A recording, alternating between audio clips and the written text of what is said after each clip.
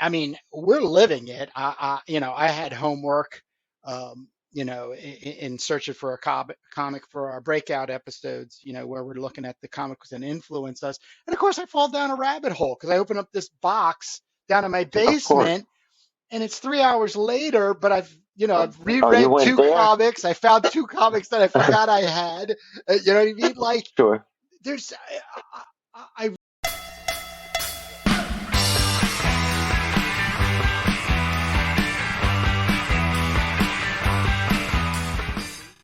Oh, here That's we what I said. We're all fired up. So how are you, my friend?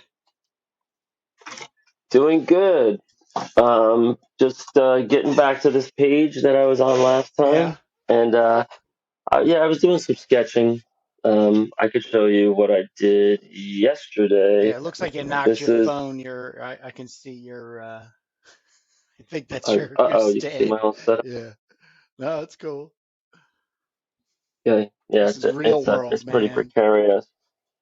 Yeah, I was doing this sketch last night, and I didn't finish it. So I have a whole bunch of these kind of unfinished pencil sketches, which is good because if I ever go live and I want to do some inking, I'll have tons and tons of stuff. But I'll find Yeah, it well, here somewhere. speaking of which, I pulled this old big Barda sketch out to play around with a couple of ideas. This is the printed version on the cream colored cardstock that I had laying around. But I did finally get my 11 by 17 so I can start doing the test printing for the a 6 page teaser issue of Turbo.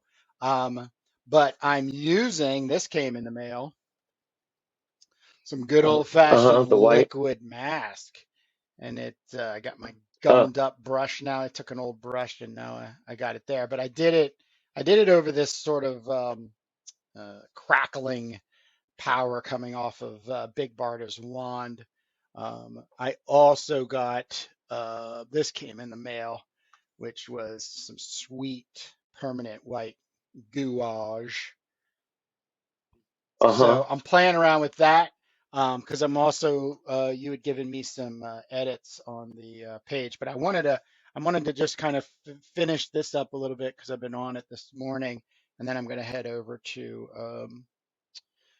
Turbo. But what do you got going on?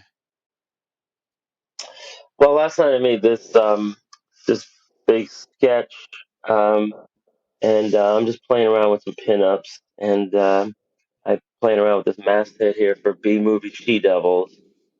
So my I'm still in research mode. I was doing some homework, and I didn't see Russ Meyer movies this week, but I did see two exploitation movies, which I'll tell you all about. Okay.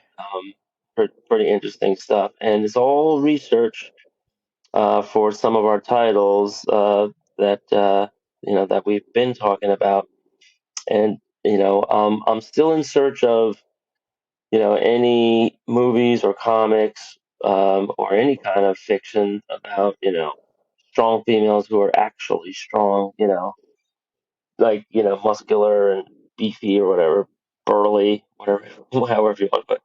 And it's a very rare thing, very rare thing. But the movies that I saw 2 days ago and last night were prison movies, Yeah. and I found there's a lot of podcasts about like Grindhouse theater and all these movies that you can see, and one just leads into the other. And there was this prison movie director who has a trilogy. His name is Jack Hill, and the first one was called um, the big. Well, no, the second one was called the Big Bird Cage. That's the one I saw last night, and the first one was called, oh geez, what was it? The Big something else, and I'll find it in a second. But it was the first appearance of Pam Grier, Whoa. believe it or not. Whoa. Yeah, and the director is this guy Jack Hill, who is kind of like one of these B movie auteurs, and he put out a trilogy. Um, One is called The Big Bird Cage. That was the one I saw last night. It was crazy. They're filmed in the Philippines in these like How old is this film? weird 73. 73. I think I Uh, just well, no, watched. I think 70. I just watched something on this guy too. But keep going. Yeah. So right. So 70. I'm wrong. It was 72, and he had just made a different movie, another prison movie in 71. But and which was the premiere of the famous Foxy Brown, Jackie Brown, Yes, Pam Grier. yes, yes. Yeah. But real interesting stuff. It's real campy, just total spoofy. Like, the stuff that happens is so, off the wall. You can't even like, believe it for a minute. So, it's very self-aware. Some comedic elements. But what I was looking for is, what can we take away to put in our, you know, in our uh, exploitation comic, nowadays in 2023. And so there's fights, there's breakouts, there's a lot of kind of like abuse, like not rapes, but like threatening rapes.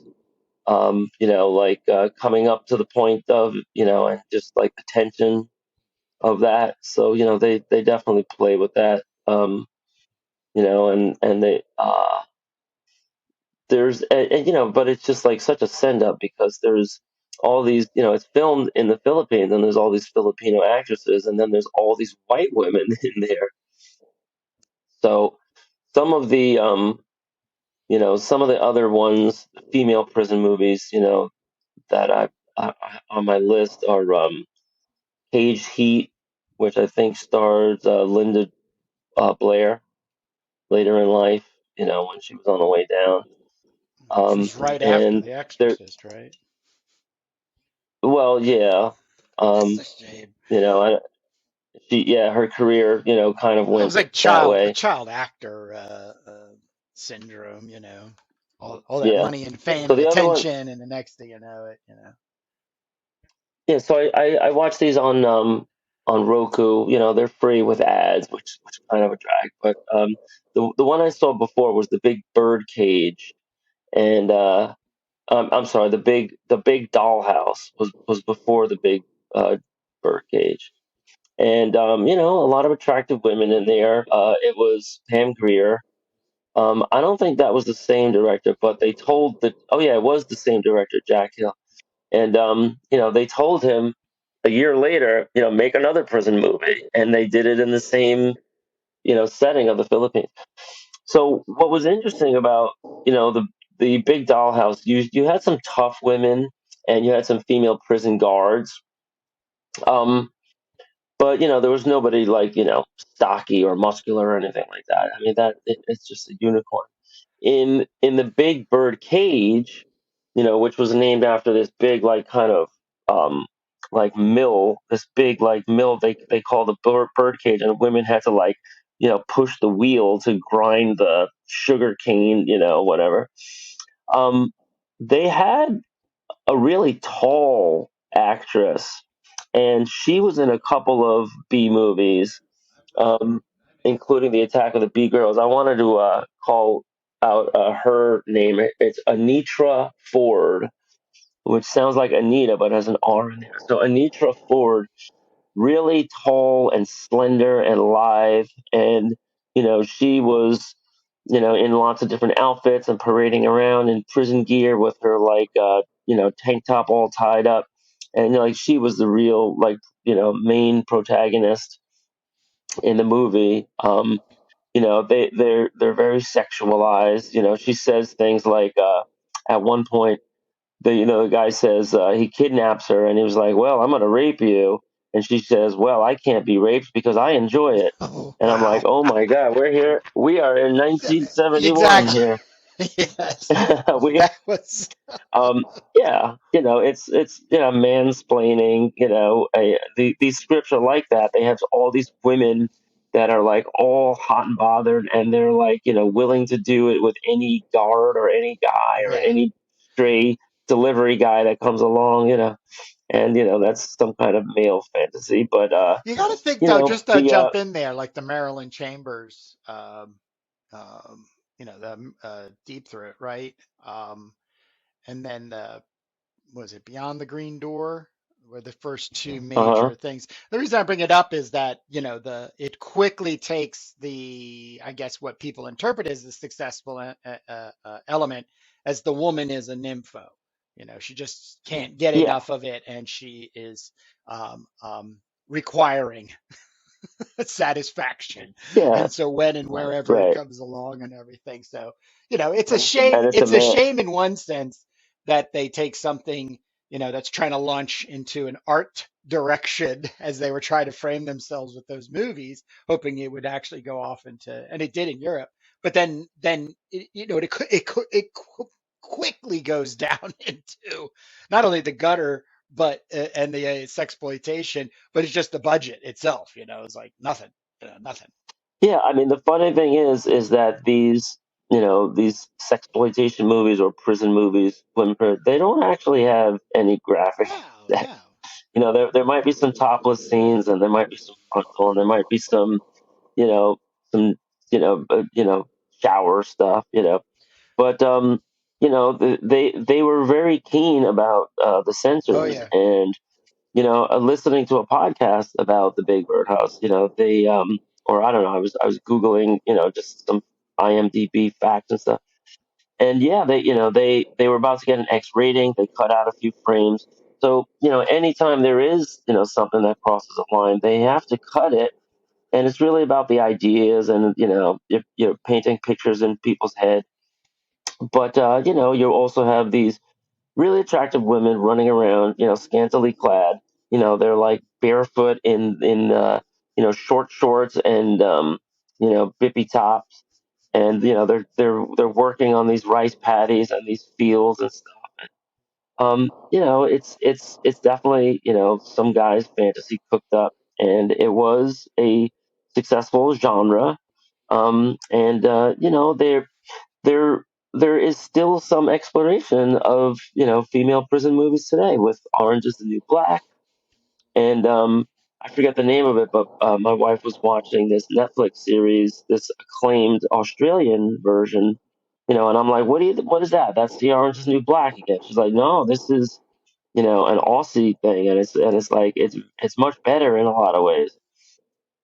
So, and I forget what the name of it was. It was just the name of the prison, but a lot of actresses and with chops, and I don't know too much about the storyline of those modern ones, but yeah, I am planning somewhere to have a prisoner in the B movie comic, who comes out of a female prison, and it becomes part of the team of super vixens or she devils or whatever, and so there will be some prison. There'll be the scene where she's in the prison where they get her out.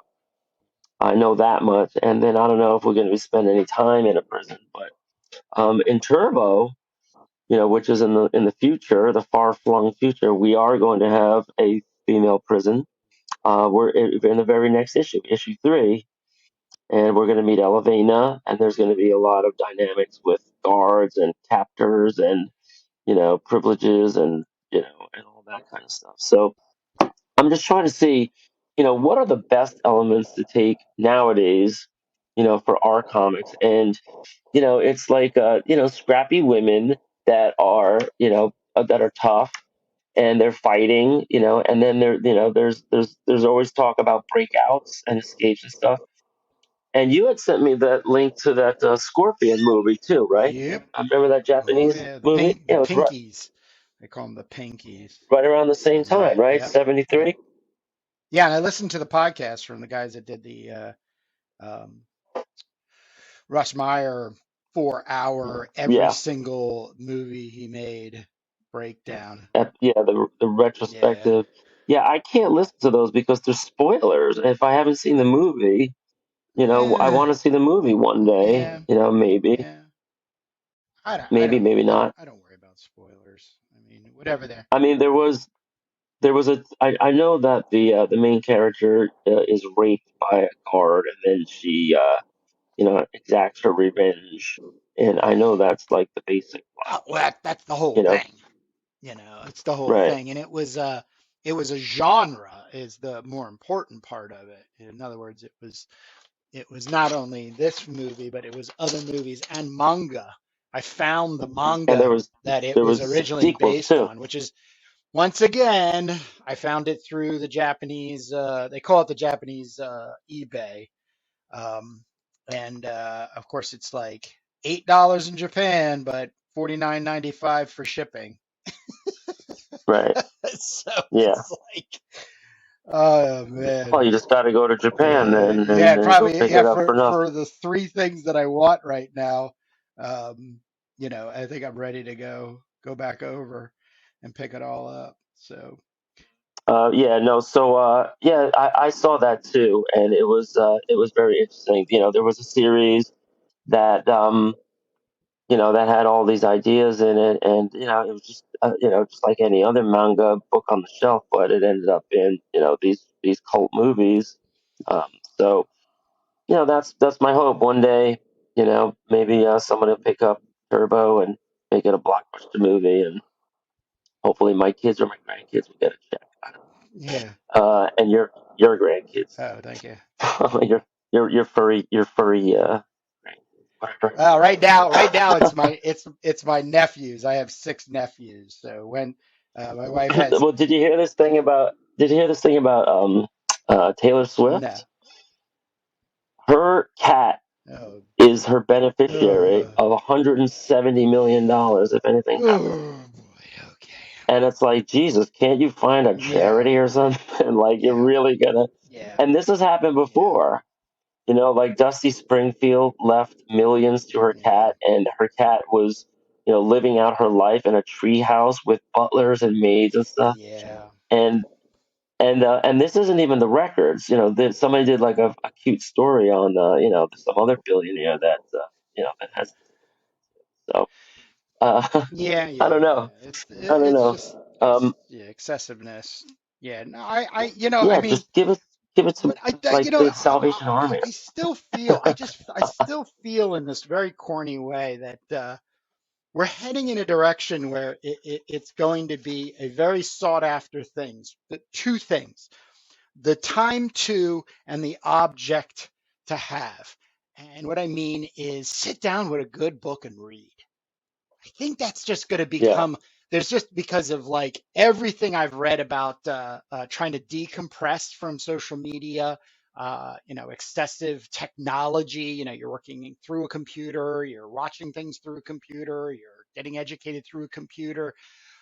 What better way? I mean, we're living it. I had homework, in searching for a comic for our breakout episodes, where we're looking at the comics that influence us. And of course, I fall down a rabbit hole because I open up this box down in my of course. basement, and it's 3 hours later. But I've Oh, you reread went two there? comics. I found two comics that I forgot I had. You know what I mean? Like Sure. there's I really rank that 3 hour type of scenario and going through comics and books and I even know when that's how I was actually looking for the picture too. I was looking for the original Big Barda picture because I knew I had this. And I was like, well, I just want to mess with Yeah. something. And I know Jake had said something about, Big Barda and strong women. And I was like, let me pull that out, blah, blah, blah, blah. But to actually then sit down, I've been doing this. I'm doing it on a laptop, mind you, but I have some of these books that I've been wanting to read on ebook that I can then take the text and put it into a text to speech app, and then be able to just sit there and listen to it, um, and then go from there. But you know, A book with words in it? yeah, Wow. yeah, yeah. It's called Balboca. One of those. Yeah, yeah, yeah. No, it's great. It's great. Oh, I love it. I'm not my attention deficit disorder and my what is it? I have ADD, yeah. dyslexia. You know, I can't read something for more than like 15 minutes without just like totally spacing out. You Zonking out. know, yeah, but Oh, yeah. it's good spacing out. It's I'm like, oh, I'm thinking about the characters and what they look like and how Yeah. the scene plays out and da, da, da, da. And then I'm like, oh shit, what was I reading? Okay, and go back to reading and I'm like, oh, I don't know I don't what's going on. So then I got to go back 2 pages and reread that. But Yeah. here I actually kind of let it just run, you know, in the background, and then uh, you know I follow along, you know Yeah, that's the a great good, way to you do it know. because you can draw Well, I also use the at the Word same. doc, you know, because I have the text in a Word doc, and I'll actually start rewriting stuff too. You know, changing people's Oh, yeah. names and the way things, you know, and that's also kind of a fun To thing, protect the innocent. you know. But Sure. you know, yeah, this is all these old Yeah. paperbacks and stuff like that from the Gardner Francis Fox Library. Anyhow, Right. um, Yeah. So we had an interesting talk last week about Helena. That was pretty interesting to see the genesis of an indie character that some, somebody invested a little in, and they had a brief window of success. I did go back and find out what is going on with the company. There was the imprint, and then there was Avatar Press itself, which is like the parent company, which seems like it seems as though it's been dormant for a year or two, if not more.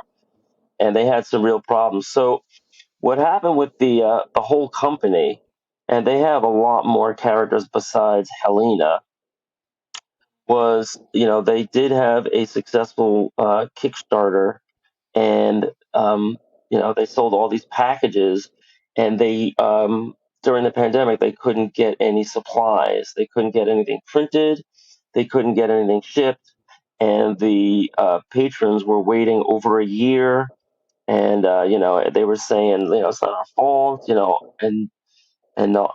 everyone was being patient, and so apparently it took them so much time and energy, and there were so many delays in fulfilling all the orders that they went belly up. yeah, And, that was definitely a part of why they went belly up. And it's funny that there's no information on the website.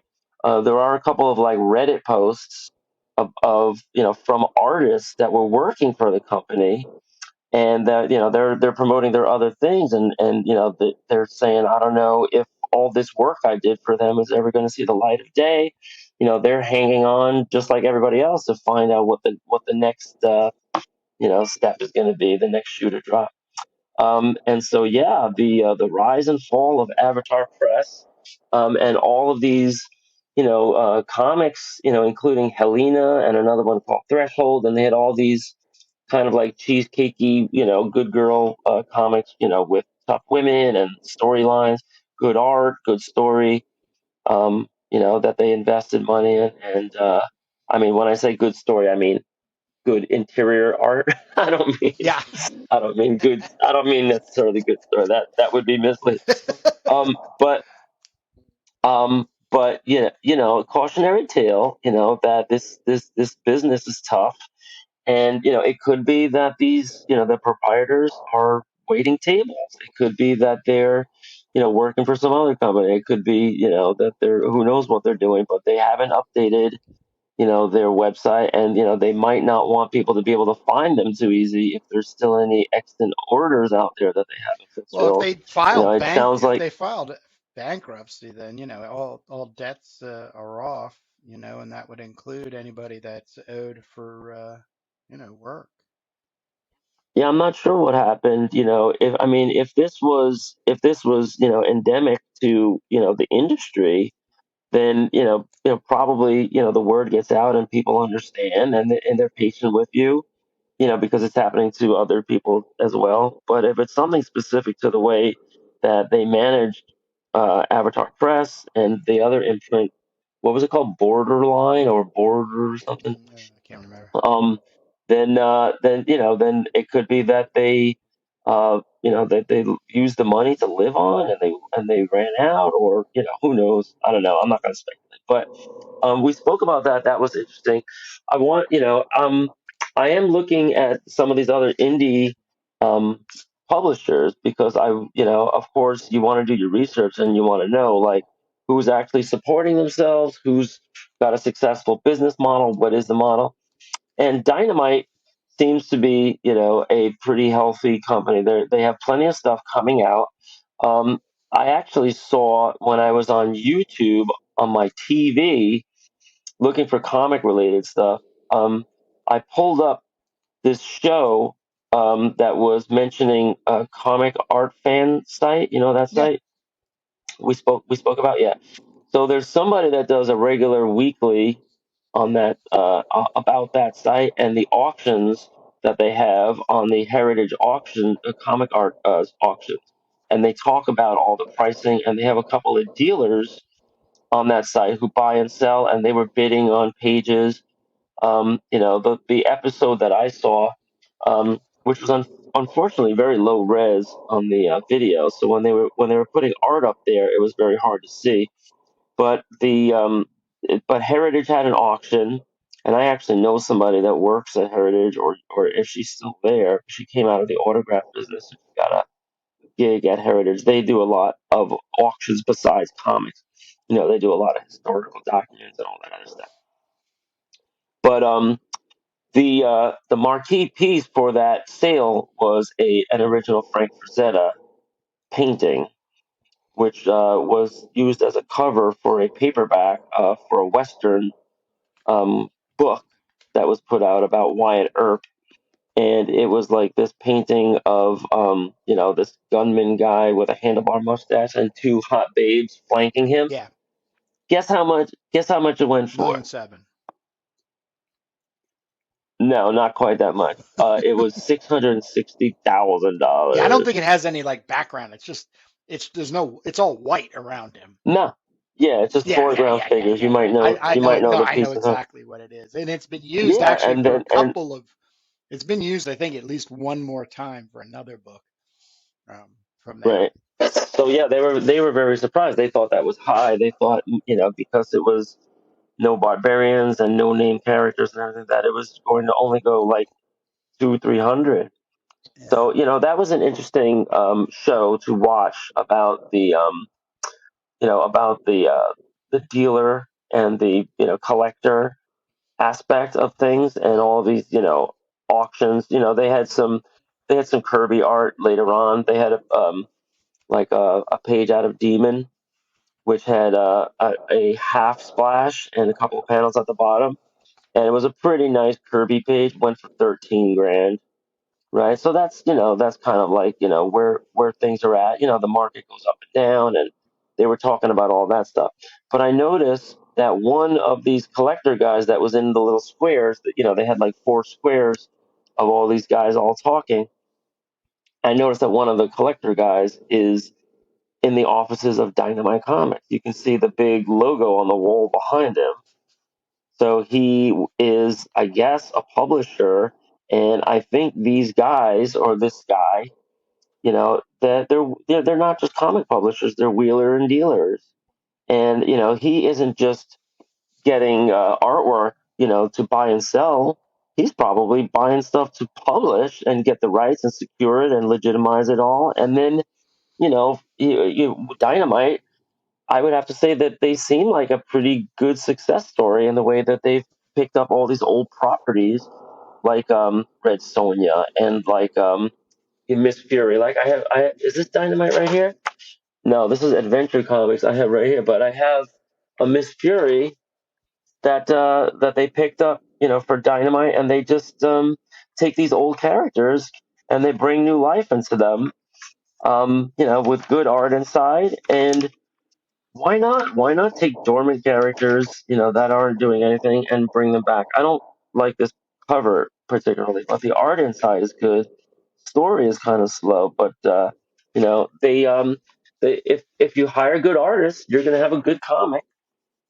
And so they don't just have Red Sonja; they have Vampirella, they have Panther, they have I bought all these comics last time I was at a con, and it was like this, what is it called, the comic cavalcade something of all these Dynamite characters, and they had like this mini series of them, and it was like a parade of all these dormant characters. So really interesting stuff about that company, and where what the direction is. Like I would say, like if you're into good girl art and you're into like female superheroes or female adventures or fantasy stuff, that might be a good. I mean, as far as on the American publisher side, that might be a good place to go try to audition, because at least they're alive and they're publishing. They're actively publishing, and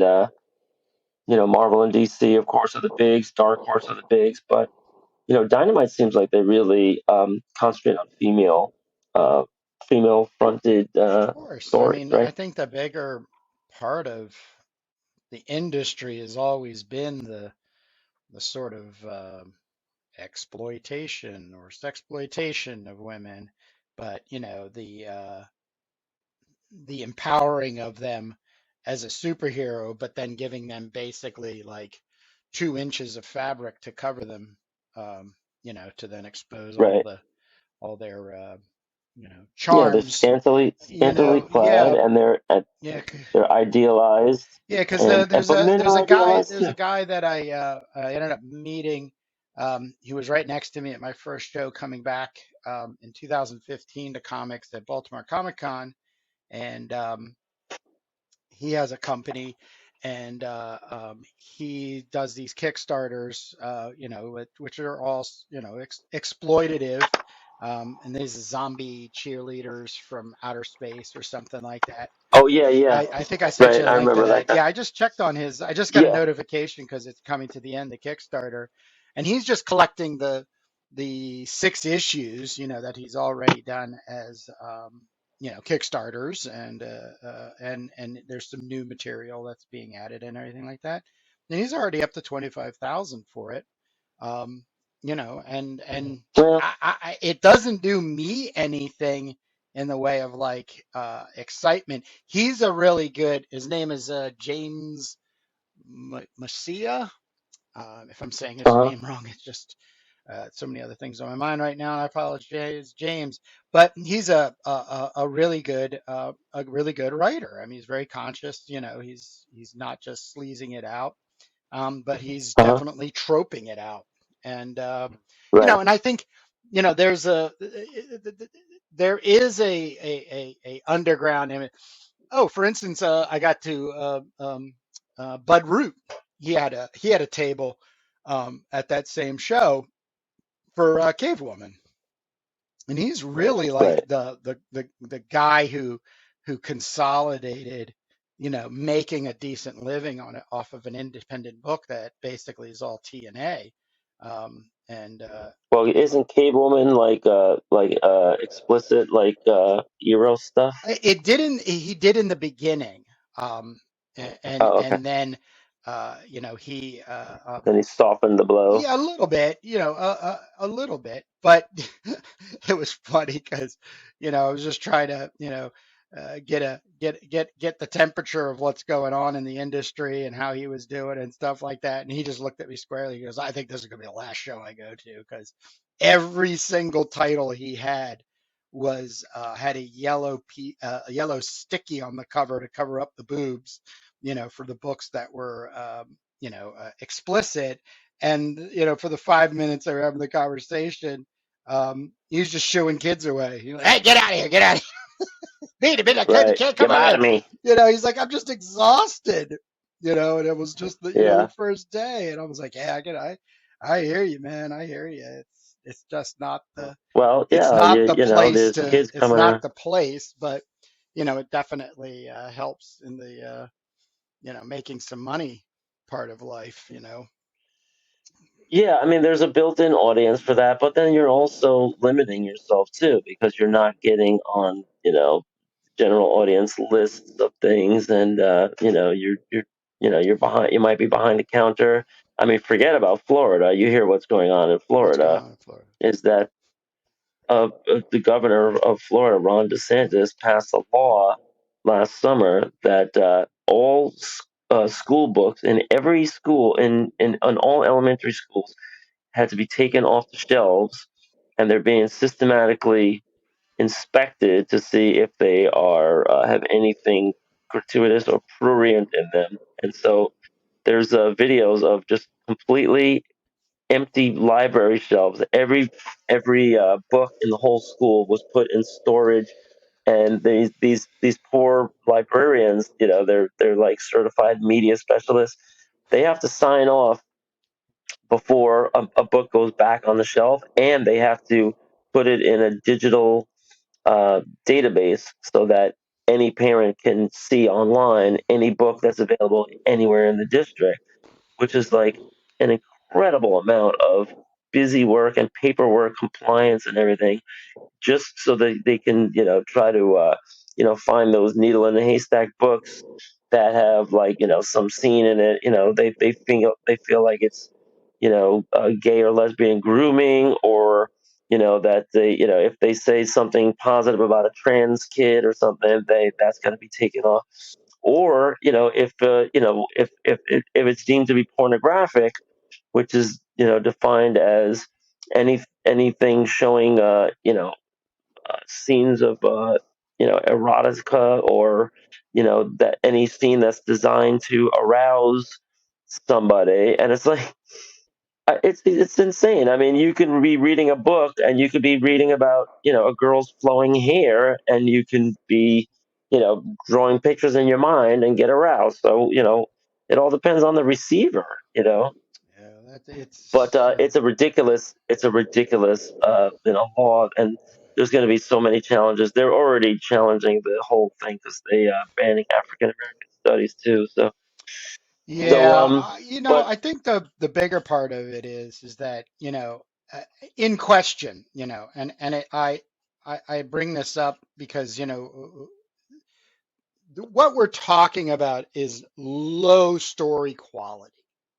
It's the tough, it's hmm and it's a really tough thing, I think, nowadays, to tell an original story, let's say, no matter what it's talking about, but tell an yeah, original story without it falling into the camp or the trope or the comedy or the or leaning into something, getting explicit, whether it's sexual or political. You know, it once again, it's exactly why I haven't read or become obsessed with anything past 1984.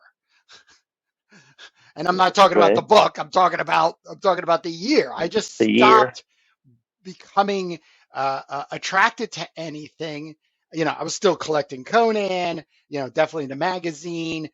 Anything that was created up until 1984 had and still to some extent has my attention. And I think one of the interesting things about comics, and you already touched on it, is the value of these old stories and old characters. And hmm then what are you going to do about it as a creator? You know, and I think that is such the challenge. And the challenge is also to not not bury yourself in some sort of epic, which is another huge criticism I see in criticism of not only comics but in the literary world too. Um, because I'm always out looking for something. I'm not saying that I don't come across something and go, wow, that is really good. It's just whether I'm going to, if it's returnable enough, or if something else is connected to it, I'm going to buy that as well, the next issue or the next book or what have you. But we're definitely heading into a space where either you're going to get completely involved in being caught up in I don't know, just the silliness of something to fit in socially or something to that extent, uh, or you just keep going back to watching um, uh, the old 70s exploitation films. I mean, like I watched three Yeah. things this week. One of the guys I just had his channel up. Let me pull his channel up. I want to give this guy. This Yeah, guy because doesn't I need. definitely. So there's this guy who does reviews. He's on YouTube. I think it's Brandon Tenold, Tenold. I'll put his link. I'll put a link in the description. He does a really good review of crappy movies, or just what is perceived as crappy movies, like in the Mystery 3000 or Mystery yeah, science, yeah. Mystery Science Theater thing. But he does it in a continuous way. So he'll do all of this type of genre or have you. But they're like 20 minutes long, and this is the thing. Um, it's called Zaat, Zaat, and it's supposedly based on uh, um, the Tomatoes website, that it's the worst movie ever to be made, and so he does his thing, but at the end he really kind of champions it because of the low budget, the low quality in acting, and then critique it that here they kind of were on to something, but then for some reason they come around. I ended up watching the whole movie and I liked it. Which movie are we It's talking called about? Zaat, Z-A-A-T. I'll put a link also to his review of it. You can Uh get huh. it off of archives.org. And I think, but it was called like The Curse of Something. It's 1971. It's just about a Yeah. doctor, a mad scientist. Science fiction horror. Yes, Yeah. that wants to merge human DNA with a catfish. And he does it Okay. for himself. The costume, it's got all the camp, but I know this is going to be hard for people to get, and I'll over the episodes I'll work at better describing what it is that I'm trying to describe. But it's so awful, it's great Sure. Well, that's the whole. That's the whole because it's genre. offering these, just everything is so hammered out nowadays.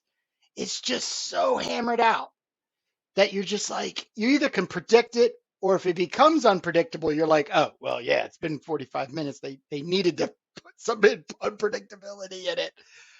But Right. I just, I think there's always going to be the kind of place that we're in, um, that, it's just on the budget. Well, you know, I'll movies. say this. It's on the budget. You and I are on the budget. I don't want to categorize this as anything else other than that point. And the budget's not only money, but it's time.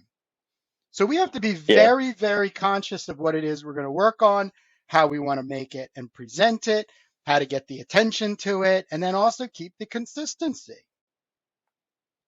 But I'm Yeah. also I mean, not these worried about the guys. story. I'm not worried about the story because I also did my homework, Jake, and I read that Elevena synopsis that you have, and it read exactly like a B80s movie.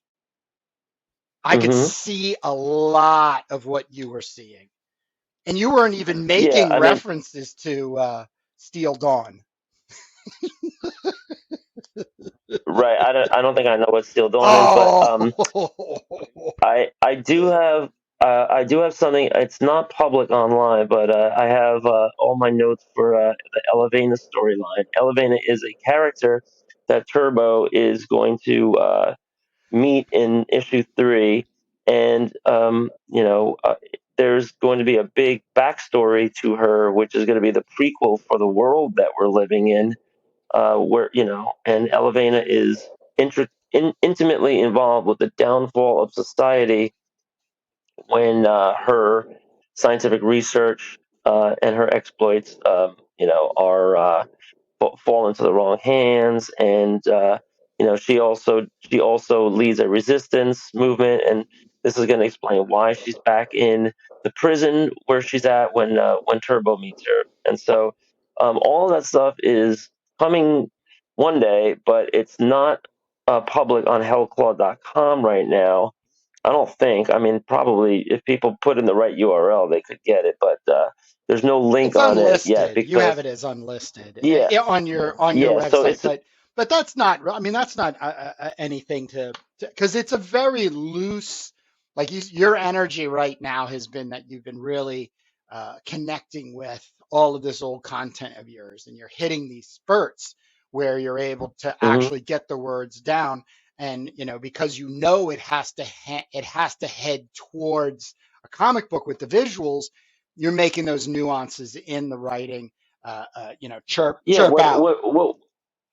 Yeah, what's laid out is basically a timeline, and you can take any part of that and just start writing a script and go blow by blow with some action, and there's going to be some great fights. Um, the Elevena story. I have a guy that is interested in doing some art, and so I'm trying to talk to him, but I don't have any character designs yet. I only have a couple of sketches, which are not very helpful. They're not final. But I do want to zoom into some area of that story and that timeline and start some sequential, Yeah, story and some pages. But I was just thinking, like, how does this world get there? Where that Turbo lives in, and I designed it so that the Elevena timeline ends right on the right at the year where the Turbo comic picks up. right. Hey, So we're that'll coming that'll to kind of like our 45-minute, and I just want to bust in here because I did another level of homework. I don't know if you can see this, but you had sent me I even printed it out. You sent me a little. You had done some Photoshop editing just to get her nose a little more narrow in her eye. So hmm so yeah. I got my white out. In other words, my white gouache. That's what I applied hmm right there in the beginning. So how am I looking? Here's the old nose, and here's the new nose. Uh-huh. Hold Oh on. yeah. It's a little. Yeah. We're almost Oh there. wait, I Maybe can't. I don't know. I still have this thing for big noses, so it might be a little challenging. But Yeah, it looks a little buttony, but it's yeah, better. And because this is once again your got to make right. Yeah, my nose. I'm not in love with that fixed nose right. either necessarily, but this is We're always gonna get this there. is always like We're gonna get there. always back and forth with noses, right? There's always Well, it's the that. particulars of the I detail. I'll admit I I don't have a complete feeling for Turbo at this point. Obviously, though, I'm getting closer and closer every time I'm working on pages and stuff. And we've been making communications and trying to find some references to work on. But yeah, it'll be interesting because I think by the time we finish issue 6 and the whole entire graphic novel and we're ready to go and repackage it, I'll be working on page on issue 1 and probably the first half of issue 2 to redo noses.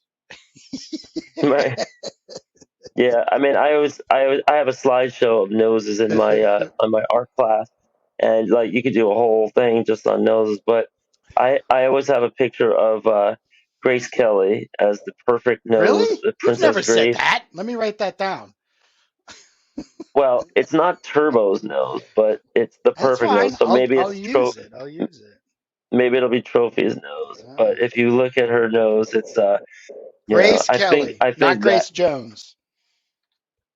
no, Princess Grace. She Princess Grace of Monaco. Okay. She started as an actress, Right. and there's a lot of nice noses out there. Last night I'm watching these movies, and you see these scream queens, and you're like, oh wow, they're interesting. I wonder what else they did, and you keep thinking like if you look them up on IMDb that there's going to be something better, but it usually goes the other direction. Um, on my rundown, I still didn't get through it. And if we're out of time today, it's a shame because I wanted to go over something with you, hit you with something. Yeah. Um, and I think it's the last thing on my rundown that I haven't gotten to. but it's some um, Howard. It's some Conan auxiliary Conan characters that got their own series and females. And geez, where's that little scrap of paper? I keep losing that. What are the names? Valeria and Billet or Yeah. something? Here, I got it right here. It's Billet and Yeah. Valeria. What about them? And so there are some Billet and Valeria comics Yeah. out that are indie comics, and I looked at them. They seem like they're supposed to be two tough you know Chicks. chicks and all that, but it seems like they're doing kind of like a Thelma and Louise thing with them. Yeah. They're coming out under what company is this? It's graphic novels, TBP, Sword and Sorcery, and there's lots of different ones here. Robert E. Howard's characters, Belit and Valeria, in the Hyborian Age, and good art, really good like quality. You're looking at like Sword digital. and This is a Sorcery. digital format that you're looking at. No, no, there's tons of comics, and there's even one where she walks in, and we were just talking about this like male fantasy of women that are like hyper what nymphos or Yeah. whatever. So here you got this character at this scene. She busts into this bar and she beats everybody up because she wants somebody to have sex with her Hmm. because she's been at sea for so Okay. long. And here's this, yeah. So I wanted to bring this to your Yeah. attention because I know you're a sword and sorcery guy. It Is looks this like a a Blaze Kickstarter? Is comic. this a Kickstarter? No, these things are out. Oh. They're doing it. They're doing more Oh. Kickstarters, Okay. but these things are out. And look, this looks like it's I'll give all it a look. cosplay Yeah. referenced, but there's a lot of them. And Hmm. Not this that is bad. on Amazon, right? Hmm. And they have curses here and everything. And it looks like she's pretty, brawny a little Yeah. bit, right? Scrappy. So might be, yeah, scrappy, not as muscly as Turbo, right? Yeah. But just like, kind of built, but not like a superhero or anything. And then they have these like sexualized scenes that are, just mature Hmm. only, everything's covered. That's interesting. But this is the launch. This is like, the free preview to the book that you can buy for like $15 or whatever. And then when you look at what else they have, they have these. It's like an Archie parody Hmm. of the same thing, right? Oh And wow. I don't even get it, but Yeah. there's plenty of Yeah. this sword and sorcery stuff out already. Yeah. And I was wondering if you heard about it. I guess you No. hadn't, and No. so that's some homework Oh, that thank we you. got to look into. Oh, thank you. Yeah.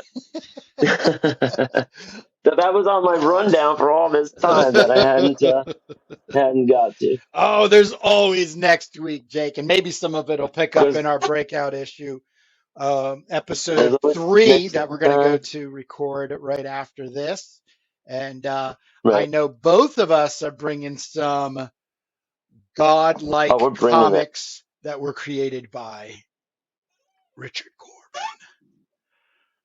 Yes, I have one. I have one Corbin piece here Yeah, I that dug we'll out share. Well, I mine. have a I bunch of dug out Corbin. mine, so I am super excited to share mine with you. So Oh yeah. and the world. All right, So can't wait to see it. all right then. But that's all we got. If you made it this far, you're a Turbonaut. We love you. And leave us a comment that you made it this far, and maybe we'll send you something when we have something to send. We'll Ooh, put you on a list because we are working on a freebies teaser. list. That's what I'm doing is Oh I'm working yeah. on this first 6 pages. It's a teaser. It's just going to be 2 pieces of 11 by 17 paper printed out. It's going to be typed. There'll be words and there'll be all kinds of fun stuff. But, this is to help keep us moving forward and getting some product out there and some things in your hands. This will not have a digital version. So there'll be no download. It will only be by purchasing from either my website or Jake's website. So, and it's called the Turbo Teaser. So there'll be more coming onto it. Like I said, I'm working on this cover version for my version, which is based on a sketch that Jake had put together at the beginning of Turbo's birth. And then the first 6 pages, I have 20 pages, 80% inked. I'm going to run back and I'm going to get these 6 pages completely inked. We're going to get the text together because we're updating the text as we were talking about, and we're going to get this out as a It's in the works. zine mini comics. Not really mini because it's 8.5 by 11, but yeah, my bags and boards. So there's going to be a bag and board for this, and yeah, no, we're really excited. So we're going to have something in a couple of weeks, maybe, Mm-hmm. um, and we'll be sharing more and more. So other than that, that's all I got, Jake. All right. Well, let's get over to our other breakout, and we'll see you guys right here next week. Okay, see you. Later, all.